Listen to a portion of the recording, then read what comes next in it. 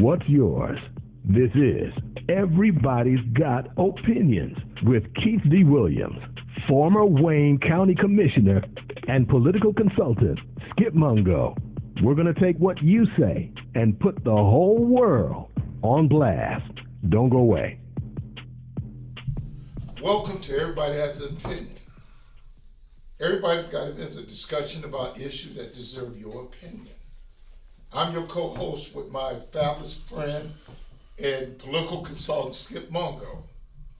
Our show sponsor is Courageous Detroit Radio. Follow them on www.courageousdetroitradiostation.com.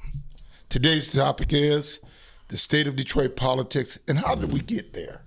How did we get here, Skip? Previously on the first show, we talked about we came from the 40s, about Black Bottom. We talked about Jerome P. Kavanaugh getting the black vote when we started participating from that perspective.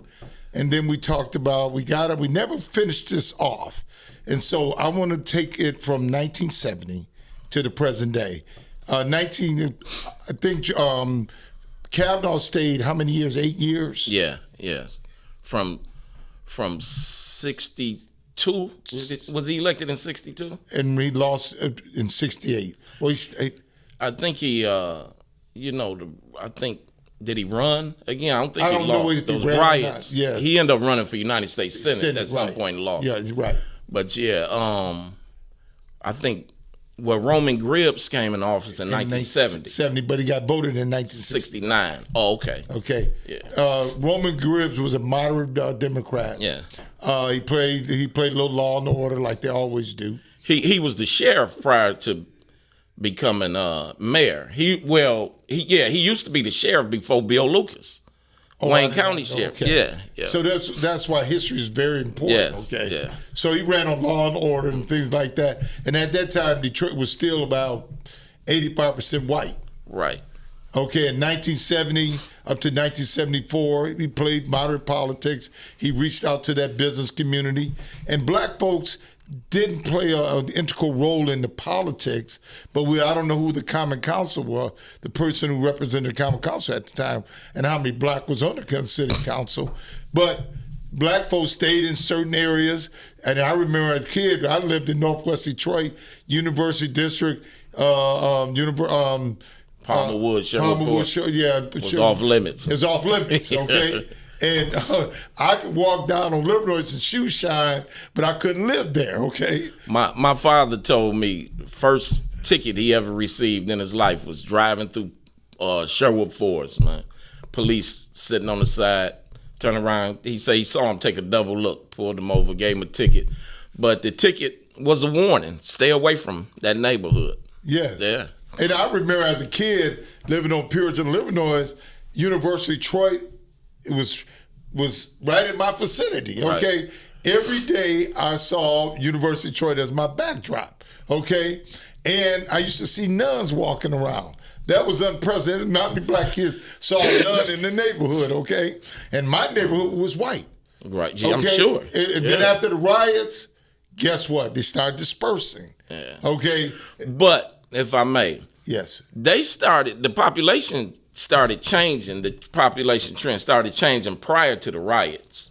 See, white folks was leaving the city of Detroit. They started leaving in droves in the 50s. Yeah, that's when they built the freeway system. Exactly. Yeah. That's right. And as they destroyed Black Bottom, they was using that to expand their demographics. Exactly. They started moving Northwest Detroit. And then Southfield. Oak Park. Southfield was the first major city other than Detroit that got built during that time. And so it was because in Detroit at that time, it was 1.8 million folks living in Detroit. Yeah. 500,000 was black folks. Yeah, it was the fourth largest city in the world at one point. It was one of the richest cities in the world. No. The richest city in the world. I mean, you can Google this. From 1950, when they do the census report, they take all type of data. 1950, according to the 1950 census and the statistics, Detroit, Michigan was the richest city in the world. 1960, because Detroit, of what? the automobile industry. And what we're now going through. What we're dealing with right now. That's right. And see, people don't realize in 1900 there was 6,000 blacks living in Detroit. And then the mass migration started in 1929. Reason for the migration was black folks came to work for Ford Motor Company for $5 a day. Henry Ford put a ad out all over the world, because you had a lot of Europeans that came over here as well. Yes. And $5 a day, I think I did the math a few years back. It was equivalent to something like $200, $250 a day. Yes. But at a time when black folks couldn't get no decent work. Yes. All you had to do was come to Detroit. You didn't have to know how to read or write. Right. As long as you were capable of lifting and working, you was making a decent middle class wages. Right. Like you said, what they're fighting for right now today. Also, now this is one thing that's never talked about with the population, when the population started to swell from 1910 to 1920, all the way up to the 40s. The population was growing. When black folk was coming here from the South. Yes, because it was 120,000 blacks that came from the South and moved into Detroit. And then they had to find a place for them to stay. And so they directed them over in the black bottom on the east side. That's right. But let me tell you what else came with those. The racist, the rednecks. That's right. And the rednecks formed the Detroit Police Department. Exactly. People don't know. In the 1930s, the city of Detroit had a massive hiring. Yes. Whatever you may call it.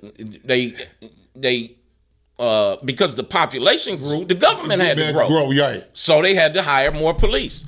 The police came from them southern plantations. Yes. Same place that the one that was hanging us. Exactly. The one that was discriminating against us. Right. Became our police force. That's right. And it was interesting about the whole deal is the government's policies on housing.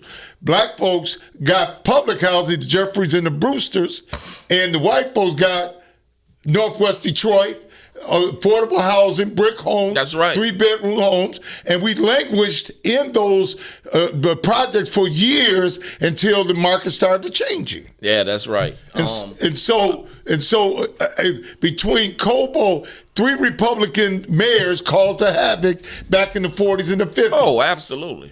Jeffries died, Van Antwerp took over, and then Cobo was the demon of all 3 of them, but they all was demons. But the bottom line is Mayor Rating in the 40s. They talk about Kwame Kilpatrick.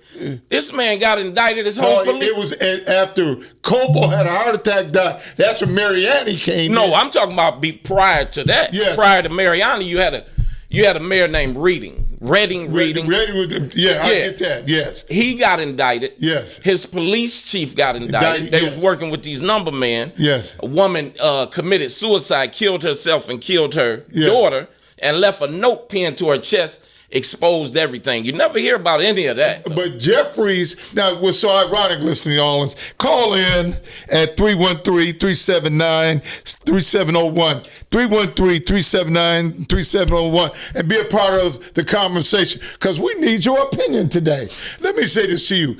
The three guys I named, one building was named after Cobo Hall, and 2 streets were named after Jeffries and Van Antwerp. Yeah. Okay, if you look at the Skullduggery and the freeway and the projects, okay, they after they did the Skullduggery, then they put their namesake on every street that we drive down in the city of Detroit. That's right. So let's move forward. So in 1970, that's when the mass migration left Detroit. It was 800,000 white folks, my sisters and brothers, that left.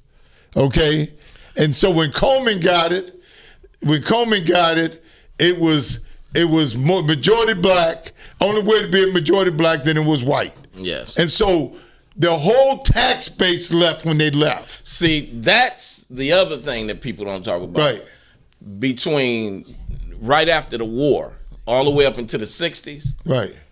Over close to 140,000 manufacturing jobs left the city of Detroit. Yes. Between the population and those jobs, yes. If you want to know how we got to where we are, that's not the riots. The riots help, not Coleman Young. Precipitated the attitude that we can't trust black folks. Man, again, that's why history is so important.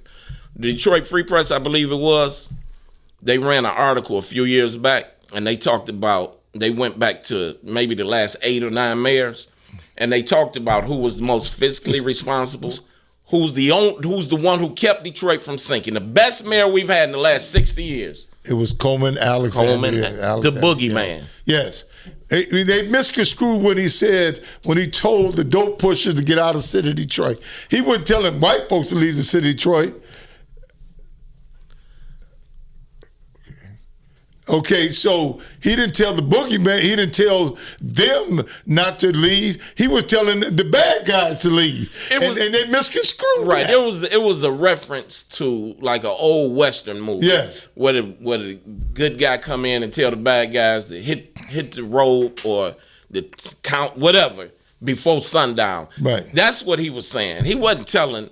So, but you had people like Brooks Patterson, man, who played those racial divisive politics, who took that and he ran with that for the rest of his life. And then he ran on that busing issue. Yeah, with what's the woman name? Irene McKay. Irene McKay. Yeah. And that caused some angst between Oakland County, Macomb County, and Detroit. Because they didn't want us going across the boundaries into their neighborhoods. Right. Okay?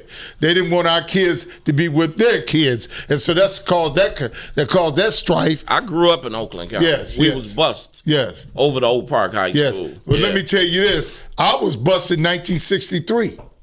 So let me tell you this. Henry I Ford. went to Fitzgerald from the 1st to the 3rd grade, and then anybody east of Livernois got bused. I'll never forget that old bus that Rosa Parks rode on was at Midland, at the corner of Midland and Homer, Quincy picking us all up to take us to McKinney. I went from Burt Road, I went from Green Line and Puritan to Burt Road, called a school called McKinney. Okay? From the 3rd to the 6th grade. And I'll never forget going down that street, hitting the white folks came out on their porches. Here come the niggas, okay? And so I went through that maturation. I had to go through that process. And then what happened, I'll never forget this as long as I live. There was a Jewish kid named Joel Rosenberg.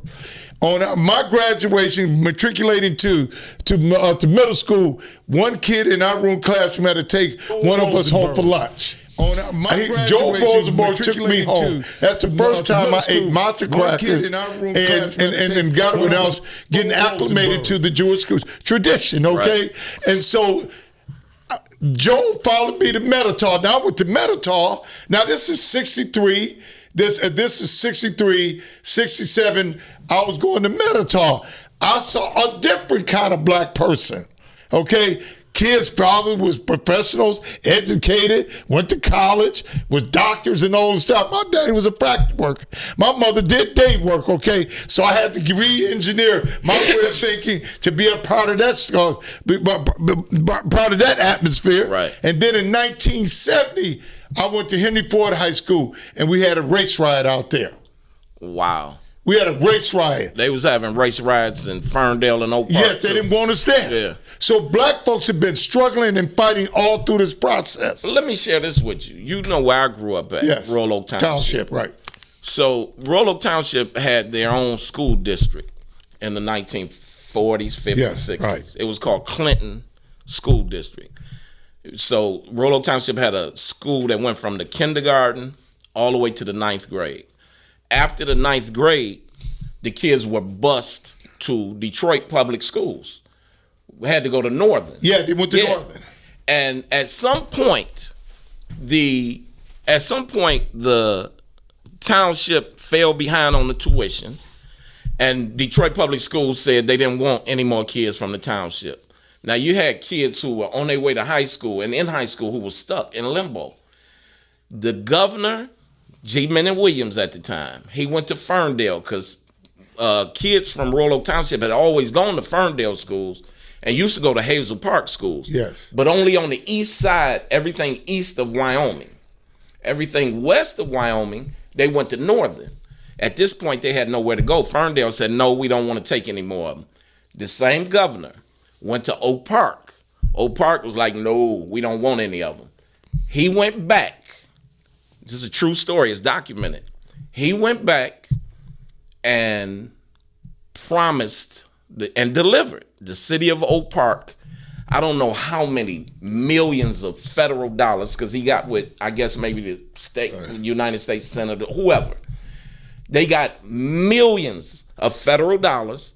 Also, everything Northland and adjacent to Northland, which is in Southfield, all of those property owners, including that mall, which is now a multi-use development, pay school taxes to Oak Park High School, not to Southfield. All that was to let 24 kids go to Oak Park High School from Royal Oak Township. See, what people don't understand, a lot of these suburbs, man, Detroiters and black folks built those suburbs up. Like we built America. That's right. Meaning this, when you talked about where you lived and the, you remember a time when... Hey, listen to this. We moved on Homer Street in 1956. I was born in Women's Hospital, now Hutzel Hospital. We moved on Homer Street from Black Bottom. We lived at 3154 East 4th Street, which is now King's football field, okay? And so we moved to Homer Street, and the white folks was our neighbors. Then when after the riots, they were gone. They were gone. But so black folks came in and spent top dollar for them houses. They took that money and built up the suburbs. Yes. That's all that is, right. Man. All of those Bloomfield Hills, Southfield, Farmington is built on black dollars. And mind you, we only had a few black judges at that time, a few elected officials. Mm-hmm. Okay, so the next show we're going to talk about who are the elected officials at that time that was making history by being in the city, by representing us in a city that was predominantly white. So when Kavanaugh ran for mayor, he ran on a ticket, and I have to do my homework. I apologize for not doing it. But he ran on a ticket. I believe it was, the campaign theme was 5+1. It was 5 council members, 5 liberal council members, plus him. Right. And I know for certain one, but I believe a couple of them were black. And that's, this is when you really started seeing black political power. Right around that time, I think Nick Hood maybe was elected to the Common Council. You had Nick Hood elected to Common Council. You had, what is her name? Her daughter just retired, Judge Ford. Yeah, she was the first. Geraldine Ford. Bledsoe Ford. Yeah, she was the first. All black men were scared of Geraldine. That's right. Bledsoe they called her Mean Geraldine. Yeah, they called her Mean Geraldine. Okay, because she was sending them brothers up to Jacktown. Yeah. That's right. She was the first black elected judge in the United States of America. Yes. But it happened right here in Detroit. So Detroit has always been, man, on the forefront of progression. Again, that's why we talking about now. How did we get to where we are now? We moved backwards. But the bottom line, from the 40s and 50s, black folks were matriculating. They were starting to get a little wealth. The wealth was stolen from us and stuff like that because we couldn't own homes. In 1941, black folks lived on Burwood. And then from Burwood to Royal Oak Township, that's where black was fleeing at. That's right. And the first west side in Detroit, guess what, listening audience, guess where it was at? Tireman. That's right. Tireman is the first west side. They call it the old west side. The old west side. And if you look at Northwestern, they have a rich history of John Conyers, of the musicians, athletes, and all that other stuff, because this was an area where they had growth. Yeah. Okay, and then the West Side started coming, the Muffers of the world, and all that other stuff. And so black folks was now, the plants was smoking, they was heating up, they was trying to make a little money and stuff like that. Home ownership was out there for us for the askings. Kids was getting educated, and the school system was run by Norman Drockler. Remember Norman Drockler? No, I don't. Okay, Norman Drockler was the superintendent of schools at the time. Okay, and so then I went from Homer Street to all the way out to McKinney, to Metatol and Henry Ford. So my matriculations was leaving that neighborhood, was really now the heroin was coming in. Yeah. the riots, all the poison was coming in. Yeah. And so even black folks were trying to was fleeing too. Oh, absolutely. Yes. See, it wasn't just white flight, it was black flight too. Yeah. Because you know how some Negroes do. Yeah. They get a piece of change. And they won't listen. They talk. They want to be the only one. They want to be the first. Yeah. First and only one. Yeah. And so then they start forgetting their roots, Yes, man. absolutely. And so when Coleman Young, when Gibbs lost, when Gibbs left, he ran against who was the crew cut John Nichols, John Nichols, who became the sheriff of Oakland County. John Nichols. Coleman ran against John, and his slogan was "Power for the people." Yes. That was Coleman Young's slogan. And guess what? He won.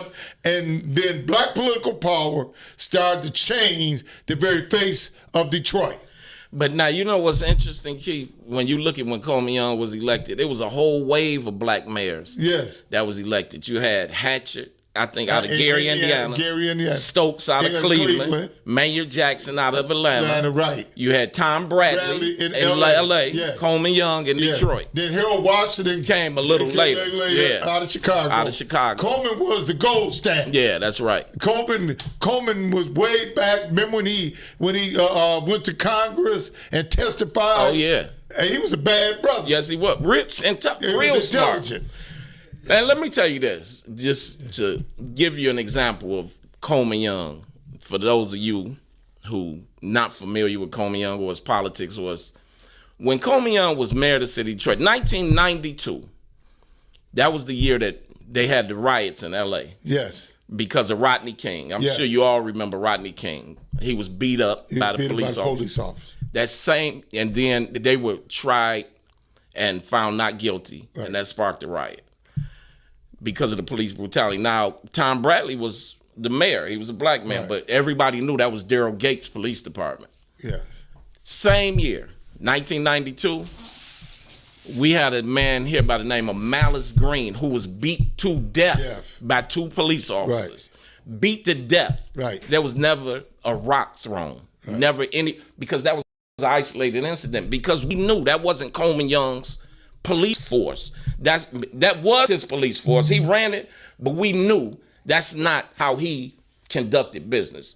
He didn't. What Remember he did. Cattle progging. Oh man, out there. I hear all the stories, but I don't remember. I'm around a lot of police officers. The cattle prog. What was that police station over in Southwest Detroit? I heard they used to take them. Yeah, man. I heard they used to take them in the basement. Yeah, they were brutal, man. They were brutal. So politics changed when Coleman came. Coleman was the gold standard. The stuff you're seeing now, it would have never happened. But see, there's always going to be one co-conspirator that thinks he's better than everybody else. And I love the man. I love his family. Lucas became the county exec.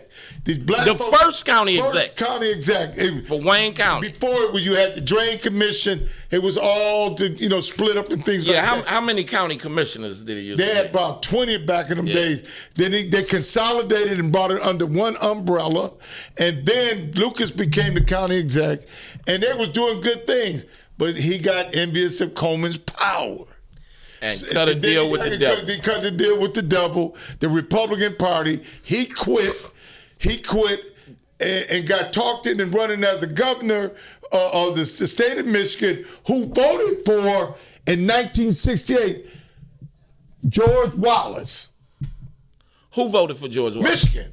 Oh, yeah, absolutely. Michigan voted for George Wallace. George Wallace won Michigan. That's right. Donald Trump, it didn't come by happenstance. We're already in history of that kind of person. If you want to see, if you want to really know Donald Trump's politics, study George Wallace. Yes. No two people have ever been so much alike. Right. They careers.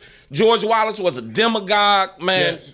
Everywhere he went, he drew thousands of people. And that's what Donald Trump was doing. Same thing. The same rednecks that's not educated like some black.